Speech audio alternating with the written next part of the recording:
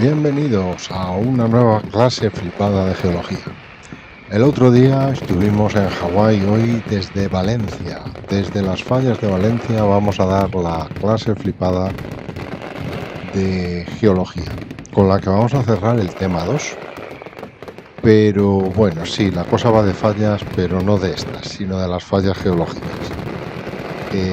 Igual que en el vídeo anterior de los pliegues, se complementa con un vídeo aparte del canal de YouTube Geología en el Campo, para que veáis algunos ejemplos en la naturaleza. Espero que lo disfrutéis. En el último vídeo estudiamos los tipos de esfuerzos y las deformaciones que pueden producir. Una de estas deformaciones era la deformación frágil o por rotura, que puede dar lugar a dos tipos de estructuras: las fallas y las diaclasas. La diferencia entre unas y otras es que en las fallas, además de rotura, hay desplazamiento de los bloques, mientras que en las diaclasas no llega a haber desplazamiento de los bloques. Vamos a comenzar estudiando las fallas.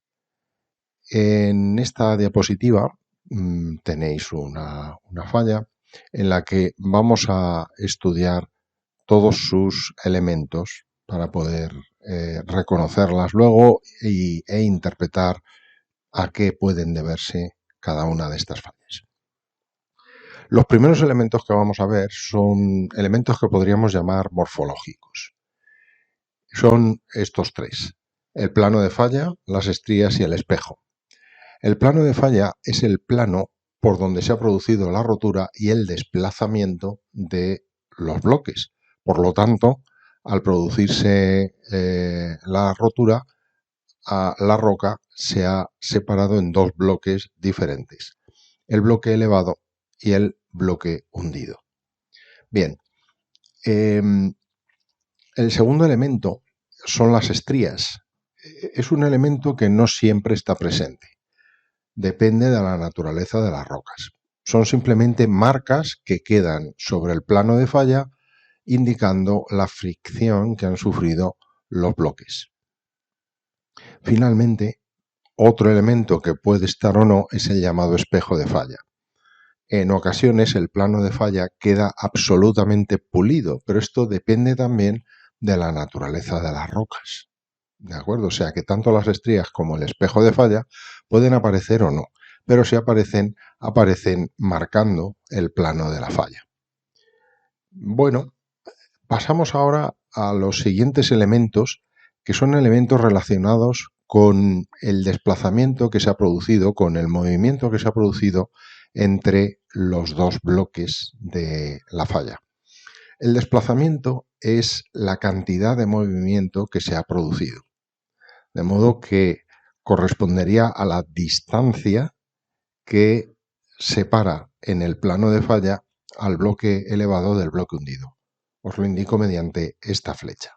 Digamos que es la trayectoria que ha recorrido el bloque que se haya desplazado. Bien, el segundo elemento es el salto de falla. El salto de falla es el desplazamiento que se ha producido, pero solo en la componente vertical. O sea, es la diferencia de nivel topográfico que ha ocasionado la falla. En este caso os lo marco también mediante esta flecha. La separación es la componente horizontal del desplazamiento. Es decir, es lo que se han separado los dos bloques cuando se separan, porque en el caso contrario se produce una cobijadura, que es el último elemento. Es la componente horizontal del solapamiento, es decir, vamos a ver que hay dos casos principales. En unos los bloques se separan y en otros se aproximan. De hecho, lo que sucede es que uno de ellos se solapa encima del otro. Entonces puede producir ahí un pequeño desplazamiento en horizontal que se denomina cobijadura. Y por último, pues los últimos elementos son ángulos que permiten ubicar la falla, localizarla, y tienen el mismo significado que en el caso de los pliegues, así que os resultará más fácil.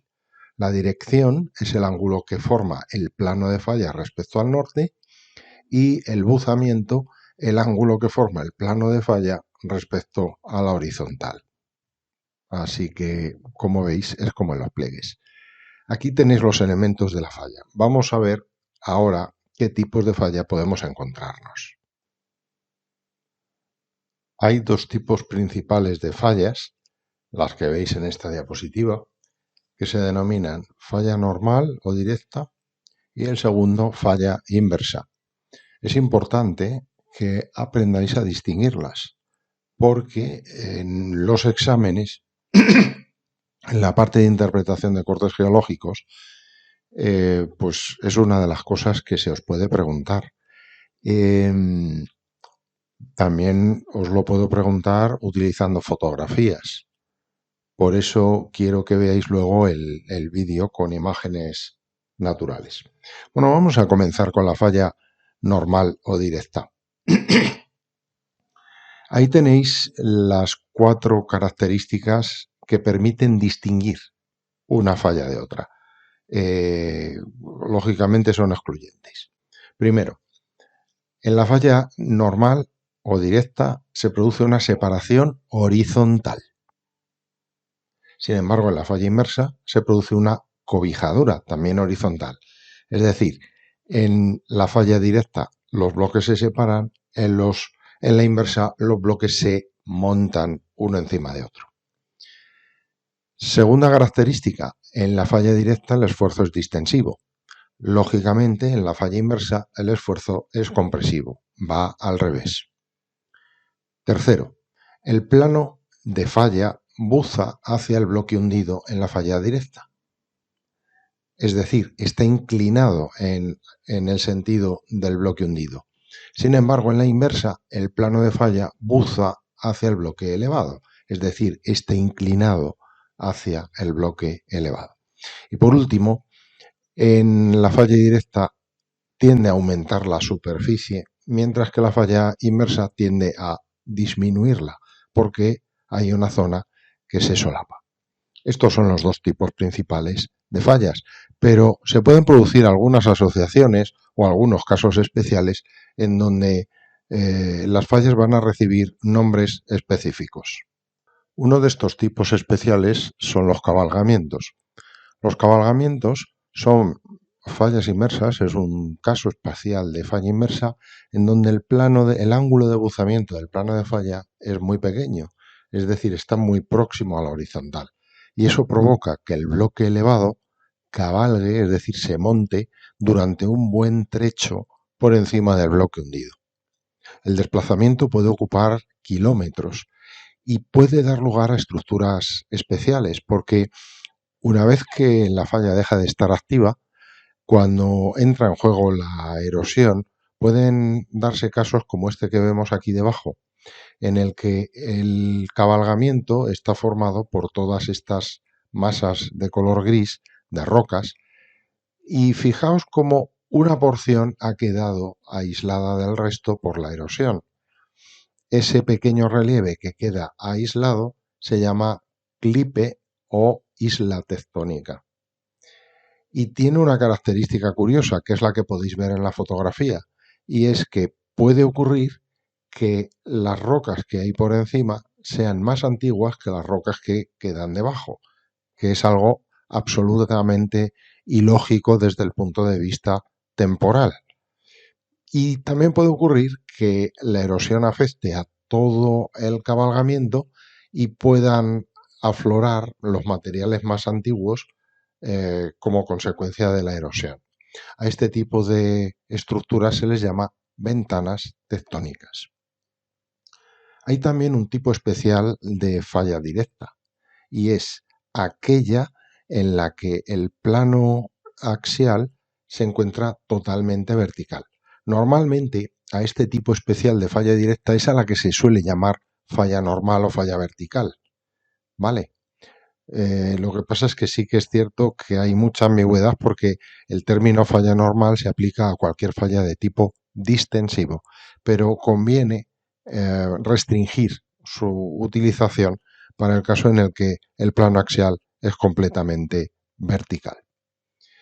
Y el último caso que quiero que veáis no es un tipo especial de fallas, sino que son fallas que se asocian.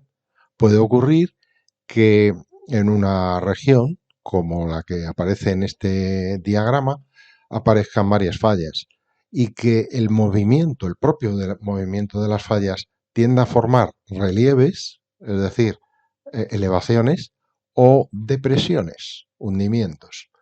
Las elevaciones reciben el nombre de horst tectónicos, mientras que las depresiones reciben el nombre de Graben. Daos cuenta que todas las fallas que aparecen aquí son todas ellas fallas directas, producidas por distensión. Un ejemplo de una estructura de este tipo la tenéis muy cerquita de vuestras casas. El sistema central es un horst tectónico y la cuenca del Tajo, la depresión del Tajo, es un Graben. Y para terminar el tema, un tipo especial de rotura que son las diaclasas.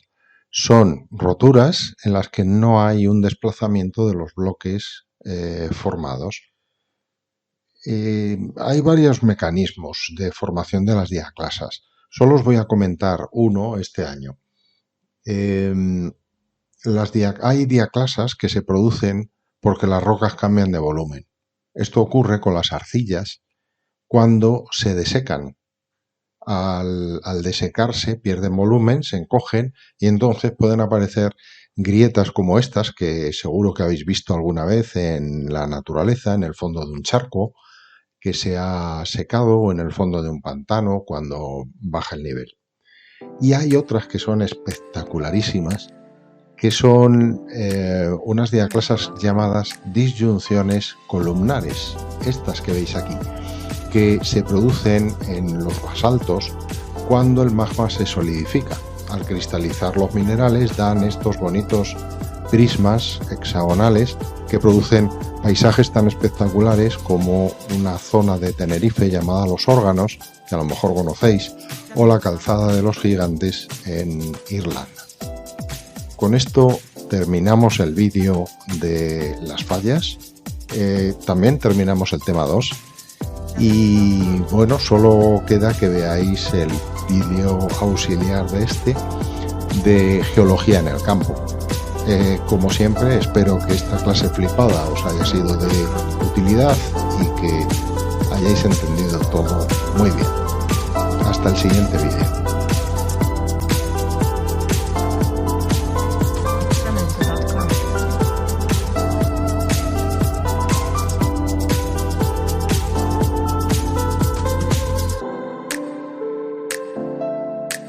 Jamendo.com